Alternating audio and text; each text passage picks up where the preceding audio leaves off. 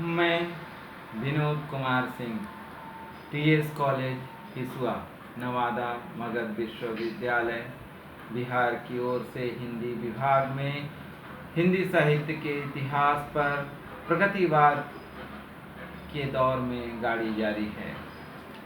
इस प्रगतिवाद में मैंने जो बातचीत की है वो अब तक प्रगतिवाद की अवधारणा, स्वरूप, इसके शीर्षक की सार्थकता, इसके शीर्षक की व्याख्या, प्रगतिवाद की प्रवृत्तियों पर कई पड़ाव में बातचीत हुई।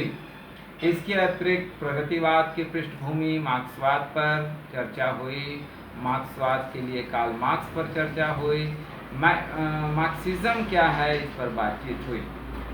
आज जो बातचीत होगी इन्हीं प्रवृत्तियों के दौर में, जब हमने कल बातचीत की है कि द्वंद्वात्मक भौतिक विकासवाद पर चर्चा कल हुई। आज की कक्षा में हम लोग बातचीत करेंगे ईश्वर की अवधारणा का समाप्त हो जाना, यानी ईश्वर का खत्म होना।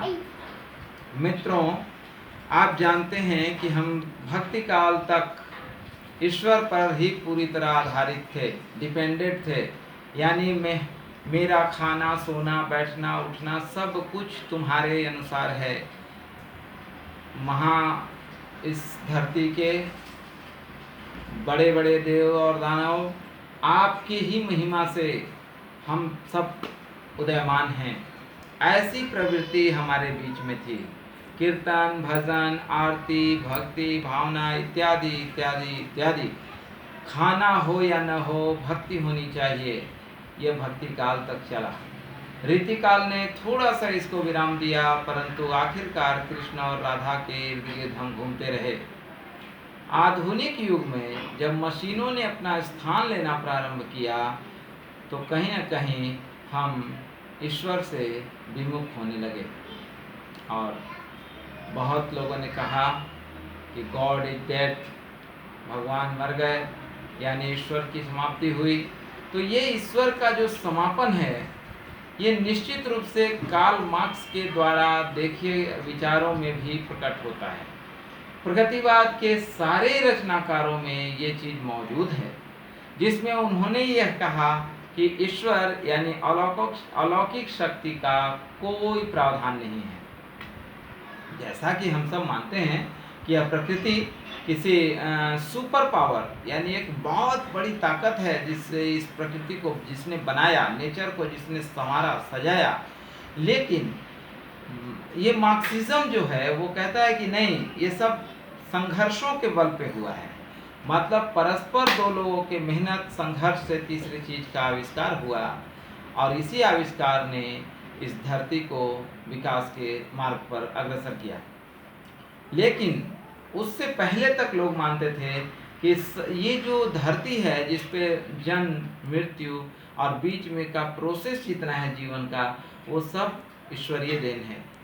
लेकिन आप देखेंगे कि प्रगतिवाद में, खास तौर पे मार्क्स को देखते हुए अगर हम कह सकें, तो इस मार्क्सिज्म में ईश्वर को खत्म कर दिया।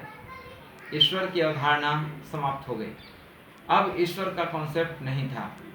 ईश्वर का मतलब ये हुआ कि केवल एक आस्था है जिसके बल पे हम आगे बढ़ते हैं। अर्थात लोगों ने उस ईश्वर को इतना माना कि जैसे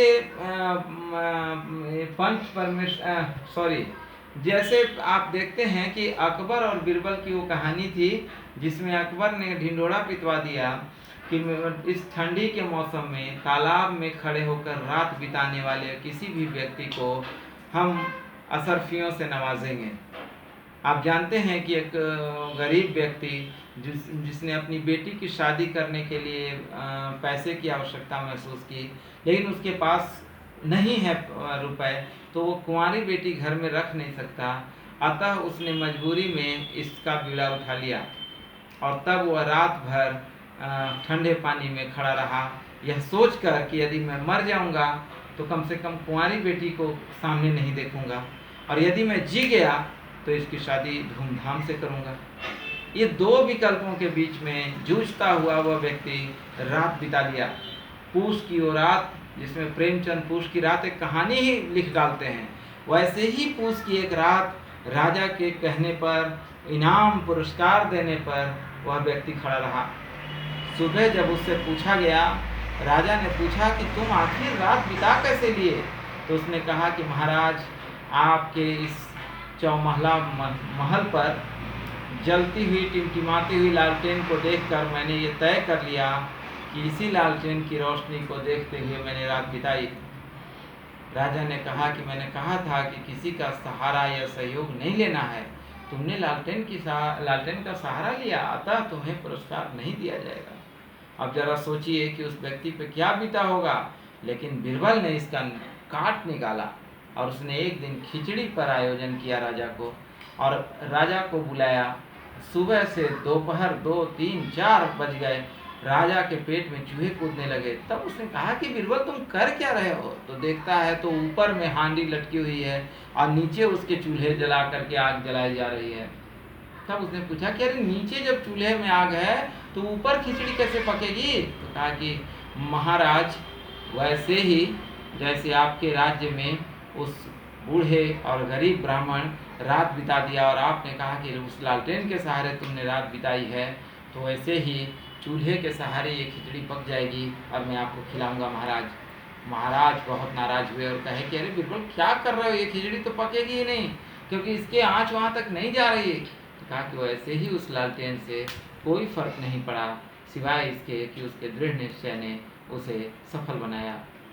इस पर उसे बीरबल के कहने अनुसार उसे पुरस्कृत किया गया और उस पंडित ने, यानी बूढ़े ब्राह्मण ने अपनी बेटी की शादी धूमधाम से की।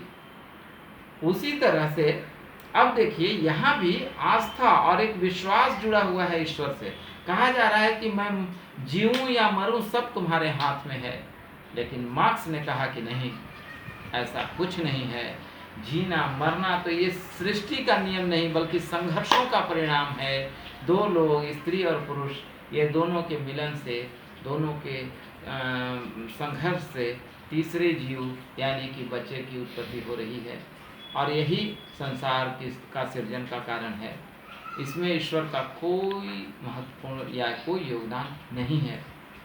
अतः मैं केवल इतना कहना चाहता हूँ कि इस ईश्वर की अवधारणा को मार्क्स ने बिल्कुल खत्म कर दिया और उसने मनुष्य को एक महत्वपूर्ण स्थान दिया। यह स्थान निश्चित रूप से स्त्रियों को रीतिकाल ने दिया जरूर, लेकिन मनुष्यता को सामने लाना या मनुष्य को स्थापित करना, मनुष्य को केंद्र में बिठाना, ये काम मार्क्स ने पूरी तरह से किया। और मार्क्सिज्म ने इसे स्वीकार किया और ईश्वर को पीछे करते हुए मनुष्य को आगे यानी पंक्ति में खड़ा कर दिया। उसने कहा कि इस धरा पर जो कुछ भी हो रहा है वो मनुष्य का ही देन है, उसी का परिणाम है, उसी के संघर्षों का योगदान है, इसमें कोई ईश्वरीय शक्ति नहीं है। अर्थात हम कह सकते हैं कि प्रगतिवाद ने ईश्वर के महत्व को या ईश्वर की अवधारणा को ही खत्म कर दिया। आज की बातचीत इतनी ही रहेगी। अगली कक्षा में हम लोग अगली प्रवृत्ति पे बात करेंगे।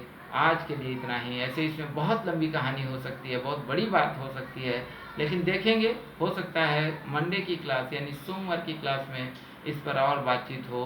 आज के लिए इतना ही। कुछ किताबें आप सब पढ़ें और अच्छे से जानकारी हो जाएगी।